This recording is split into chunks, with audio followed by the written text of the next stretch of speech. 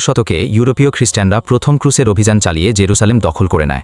তারা সেখানে মুসলিমদের নির্বিচারে হত্যা করে এবং একটি খ্রিস্টীয় রাজত্ব গড়ে তোলে। জেরুসালেম ছিল মুসলিমদের তৃতীয় পবিত্রতম স্থান, আল আকসা মসজিদ সহ। এই অবস্থায় মুসলিম বিশ্বের হৃদয়ে রক্তক্ষরণ শুরু হয়।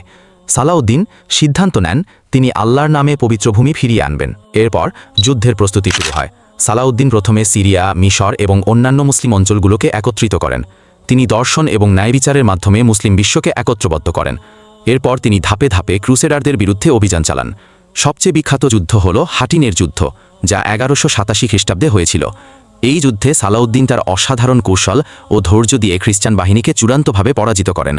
এই যুদ্ধে খ্রিস্টানদের প্রধান সেনাপতি কিং গাই ও রেইমন্ড বন্দী হয়। এটি ছিল ক্রুসেডার রাজত্বের পতনের সূচনা। এরপর সালাউদ্দিন সরাসরি জেরুসালেম ঘেরাও করেন। দীর্ঘ অবরোধের পর খ্রিস্টানরা আত্মসমর করতে বাধ্য হয়। তবে লক্ষণীয় ব্যাপার হল সালাউদ্দিন প্রতিশোধ নেননি।